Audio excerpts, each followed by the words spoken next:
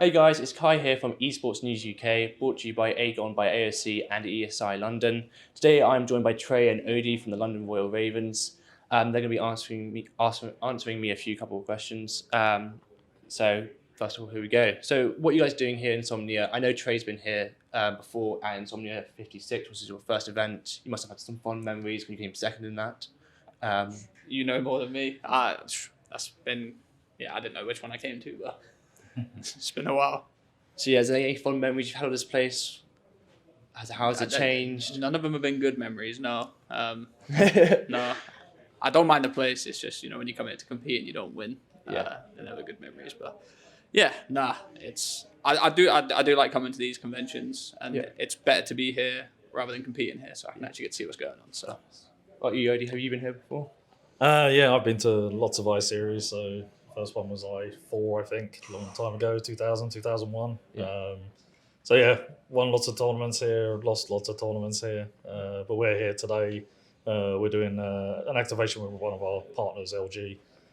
So this afternoon we're doing a show match on stage with fans, and then we're doing a meet and greet at 5 o'clock. That's perfect. And as a team founder, coach, and pretty much every other job in esports, what advice would you give towards young pro players and other aspects of the job to people looking to enter into esports?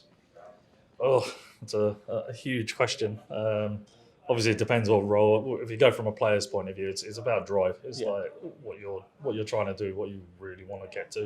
And if you want to be a top pro, you've got to work really hard, and it's not easy. Yeah. So it's just like watch as much as you can from other pros, watch what they do, listen to them, and just practice. It really is practice. Yeah, because obviously you started your career in Quake 3 in 1999, I believe. Yep, long time ago. So obviously a pro player yourself. And is there anything you would do differently, and any advice you would just give or warnings to players? One of my favourite sayings is hindsight is easy. Yeah. There's always stuff that I would do it differently.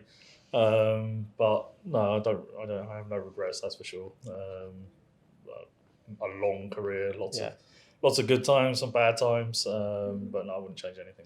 Speaking of the good times, what was your fondest memory in your 19 years of the whole esports industry? Yeah, there's not one. Like every time you win a world championship in something, like we won one last week. Rogue won the Rainbow Six. Yeah, won the Six Invitational. So all of those moments, like I don't forget, and I always try and say to players, like you've got to learn how to lose. And once you start losing, you know what that means. You just got to prepare, and like preparation is everything. If you don't prepare, you will fail. Yeah, perfect. And I know Trey's had a couple of wins in Call of GT over the last years. You've been in this industry for a long time, starting off with Flight Esports 10 years ago, and a few other organisations in 2015, such as XL Esports. What was your fondest memory of being a pro player back in the day?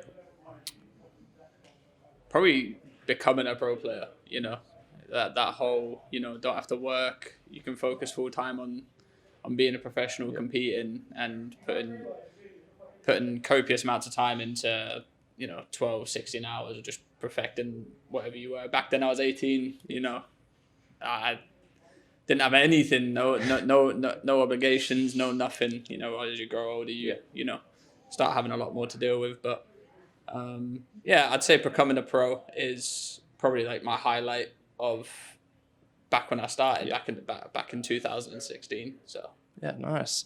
And as you guys are quite large figureheads in UK esports, what are your current thoughts on the UK esports scene and UK COD scene especially?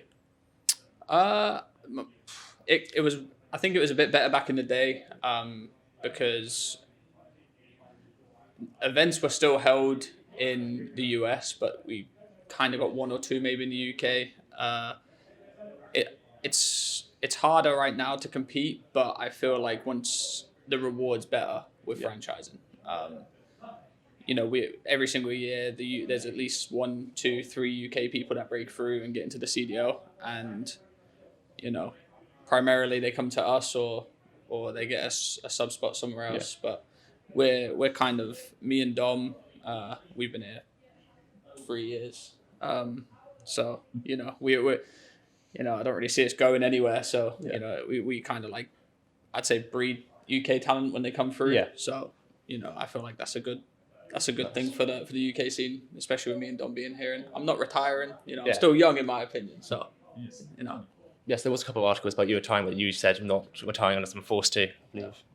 Yeah, it's like don't forget. I think everybody's forgotten already. Like we've had a couple of years of COVID, so the scene has kind of like been hit everywhere and not just Call of Duty everywhere.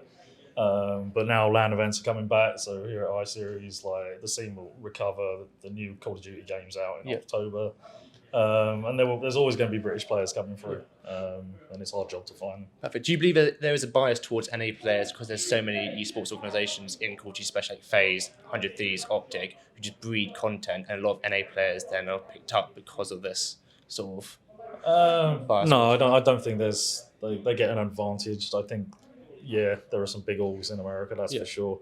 I think the UK scene, like I've said this before, we need a lot more investment coming into the UK, and a lot more help with the smaller UK organisations learning how to actually grow their business and actually have a business plan rather than just, okay, let's play games and make some money. You've got to have a proper plan behind it now. Perfect. And then looking forward, how do you see esports evolving? Is it through franchising or is it through a different way? So I'm a fan of franchising, no doubt about that, because you're dealing with somebody else's IP. So instantly they take control of their IP, and they bring in partners through the franchising. I like that system. There's room for leagues and games that don't have franchising. There always will be.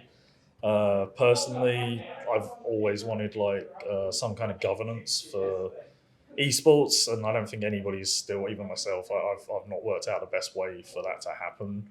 But knowing franchising from the leagues that I've been involved with, having a developer kind of governing their own game, kind of makes sense. Yeah, it does. Any thoughts, Trey, on franchising, good or bad?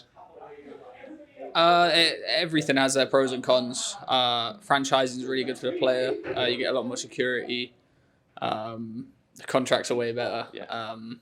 You know, we get a lot of benefits.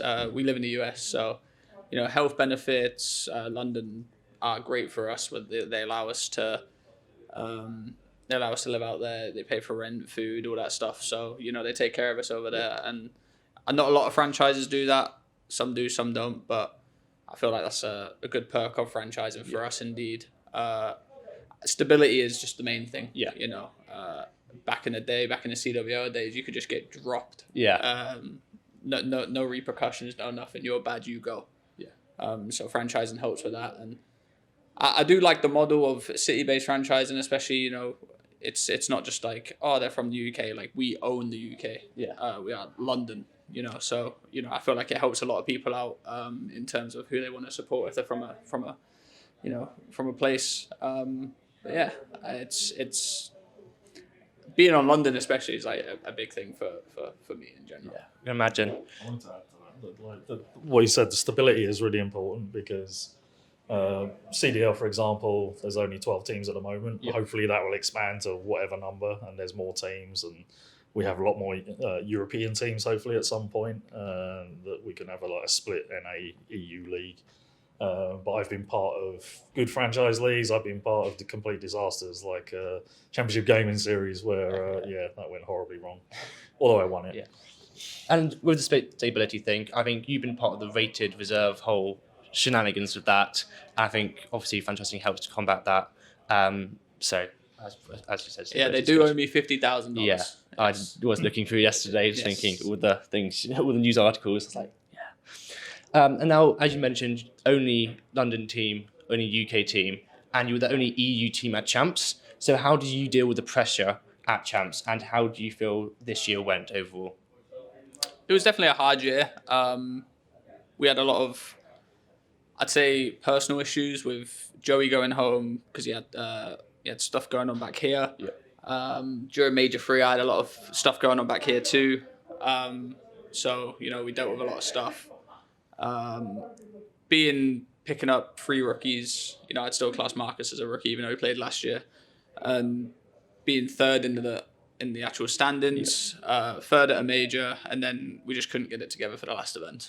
For the last two events, we lost both game 5s, and we got reverse swept twice. So, you know, there's a lot to learn from that, especially for me, because I've always been on a team where we've had we've had 4 veterans, 3 veterans. So, it's definitely a learning curve, and I appreciate the support I get from everyone in London for, allowing me to actually play with rookies and, have faith in me to do that. And, it was fun. Yeah. And, there's nothing else to it really. I think everyone had fun this year. Everyone learned a lot, and especially me and Dom. That's the main thing. Do you think the chemistry with Harry, Gizmo, and Nasty, because they played together previously on the team, I believe, do you think that helped combat with? I mean, when Joey went home, we had Harry come in, and Harry was a great player to play with. It just didn't work out because me and him played the same role. When Joey came back, we had our chemistry back, but it's never the same. It never is. It's the same with Optic. They had Illy, and then ProLuke came in, and Illy came back. It never is the same. So those are the things you have to deal with, and I felt like we dealt with it the best we could. Definitely could have been better, way better, but there's a lot of issues that we combated last year, and with 3 young people, I feel like we done a very good job of it. Lovely, perfect.